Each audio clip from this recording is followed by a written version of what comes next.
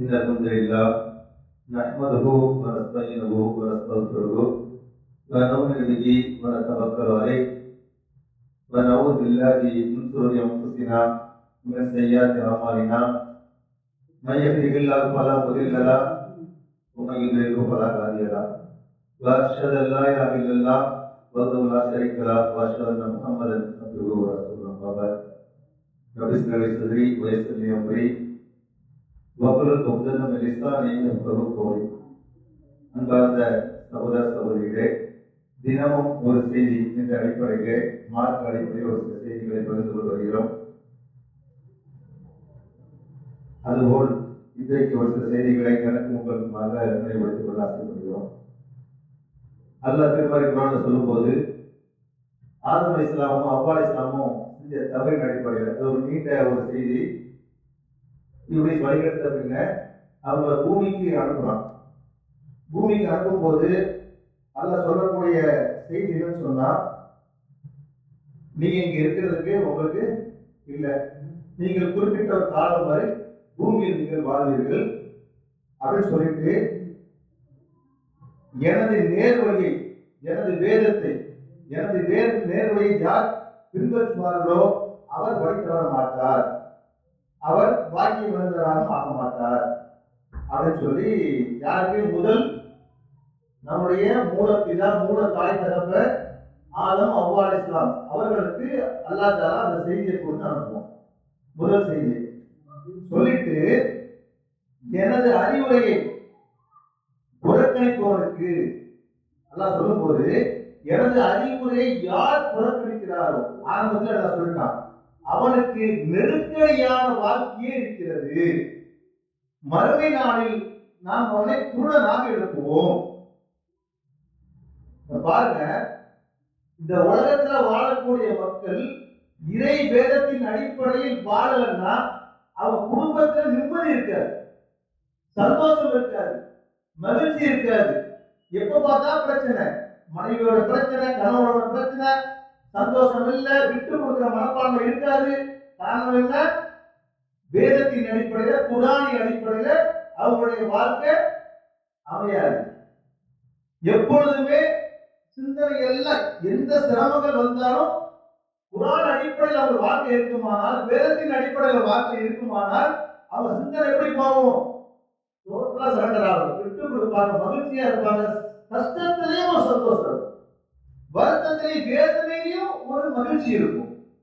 ஏன்னு சொன்னா எப்படிப்பட்ட சூழ்நிலையா இருந்தாலும் அவங்க வாழ்க்கை எப்படி இருக்கு, எதன் அடிப்படையில் இருக்குன்னு சொன்னா குர்ஆனாக இருக்கு. அவங்க குடும்பம் மொத்தமே குர்ஆனாக இருக்கு.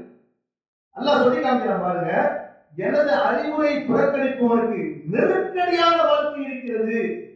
இதை சொல்லும் போது ரசூல் ஸல்லல்லாஹு அலைஹி சொல்லும் போது ஒரு சஹாபி சொல்றாங்க, கபூர்ல அவருக்கு கடுமையான நெருக்கடி இருக்கிறதாக ரசூல் ஸல்லல்லாஹு அலைஹி சொல்றாங்க. உண்மைதானே? இந்த உலகத்திலேயும் அவனுக்கு நெருக்கடி இருக்கு.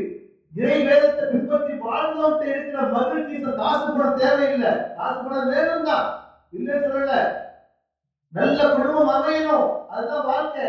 ஆனா இவனுடைய வாழ்க்கை சந்தோஷமா இருக்கணுமானால் அவன் குர்ஆனை அடிப்படையில் வாழணும்.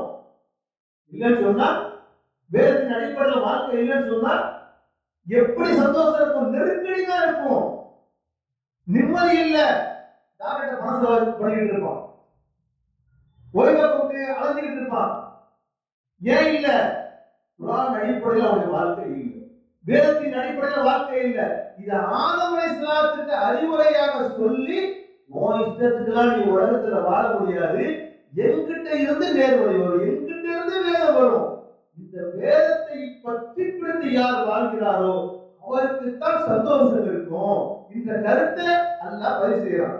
சொல்லிட்டு நெருக்கடி இருக்கும்ல, இதுக்கப்புறம் வார்த்தை சொல்லுவோம். அல்லாஹ் இதுதான் பயங்கரமான வார்த்தை, மறுமை நாள்ல நாம் அவனை குருடனாக இருப்போம். பாருங்க, அவன் சொல்லுவான் மறுமை நாள்ல எப்படிப்பட்ட மறுமை நாள், யாரும் யாருக்கும் உதவ முடியாது, நபிமார்கள் எல்லாமே கவலைப்பட்டிருக்கக்கூடிய நாள், யா நப்சி என்று வலுபயங்கரமாக அல்லாஹ் கட்டுப்பட்டு நிற்கக்கூடிய நாள். சூரியன் தலைக்கு அருகாமல் வேதவசன் அப்படியே ஓடிக்கிட்டு மறுநாள் கற்பனை பண்ணி பாருங்க. படு பயங்கரமான நிகழ்வு. மறுநாளை பத்தி பேசுறதா இருந்தா அது தனி சாப்டர், 10 நிமிஷத்துல பேசி முடிக்க முடியாது.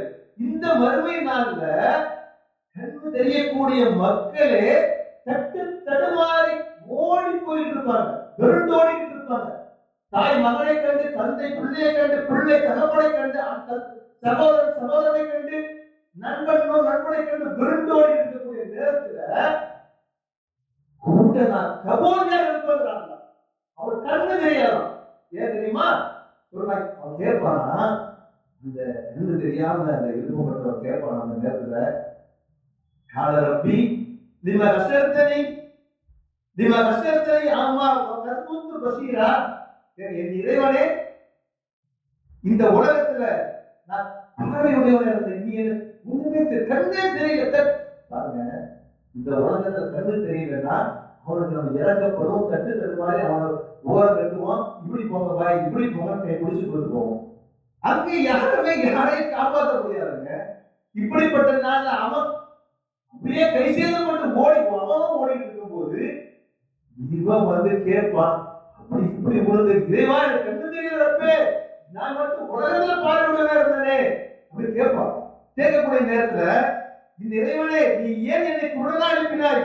நான் கண்டு தெரிச்சேன், நல்லா இருந்தேன், எல்லாரையும் பார்த்தேன், எல்லாரையும் படிச்சேன், உலகத்துல அப்படி நான் பிரைட்டா இருந்துச்சு. கேட்கக்கூடிய நேரத்துல அல்லாஹ் பதில் சொல்லுவான், கால கதாலிக்க அதற்கு ஆயாத்துனா பனசீத்தகா கதாலிக்கல் யோம துன்சா. என்ன சொல்லுவாங்க தெரியுமா? அவ்வாறுதான் நமது வசனங்கள் உன்னிடம் வந்தன, என்னுடைய வசனம், என்னுடைய வேதம், என்னுடைய வார்த்தை உன்னிடம் வந்தது, அப்போது நீ அவற்றை மறந்தாய். உனக்கு அந்த நினைவுல இல்லை. எத்தனை பேர் எடுத்து சொன்னாங்க, நீ படிச்சல்லப்பா, பார்த்தல்ல, தெரியுமா இல்லையாப்பா, நீ ஏன் மறந்த?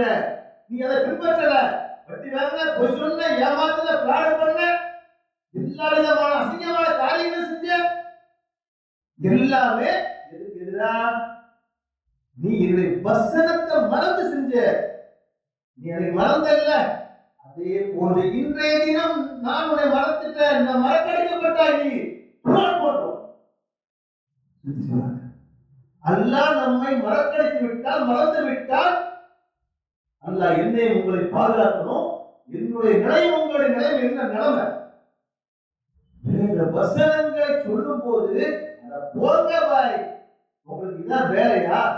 4 பேர் சந்தோஷமா பேசிட்டு நேரத்துல ஒரு மார்க்க வசனத்தை பற்றி நம்ம கான்செப்ட் சொன்னா உடனே ஆரம்பிச்சுட்டாயா கிண்டல் மார்க்கத்தை, அல்லாஹ்வுடைய வசனங்களை, அல்லாஹ்வுடைய வார்த்தைகளை கேள்வி கிண்டல் எடுத்து கொண்டாங்களா?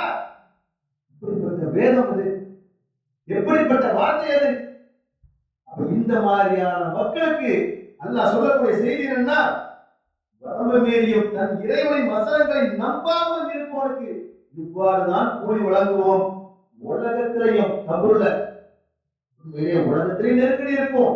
அல்லாஹ்வுடைய தூதர் அந்த விளக்கம் சொல்லும்போது கபூர்ல மிக நெருக்கடி, அது தனியான ஒரு சேப்பர் பேச வச்சாங்க. மறுமை நாள்ல அவன் கண்ணற்ற கபோதியாக கட்டு தடுமாறி இருக்கக்கூடிய சூழ்நிலை உருவாகும். எல்லாரும் ஓடக்கூடிய நேரத்துல இவன் அதை விட எல்லாருக்கும் என்ன தெரியும்? குர்ஆன் வசனங்களை புறக்கணித்தவன், இவன் குர்ஆன் வசனங்களை மறுத்தவன், கிண்டல் பண்ணவன், கேலி செஞ்சவன் அப்படின்றது அங்க புரியும். அல்லாஹ் அப்படிப்பட்ட நிலையை விட்டும் என்னை உங்களை பாதுகாப்பான என்று கூறி இந்த உரை நிறைவு செய்கிறோம். வாகை தவான அனைத்தும் அஸ்ஸலாமு அலைக்கும் வரஹ்மத்துல்லாஹி வபரகாத்துஹு.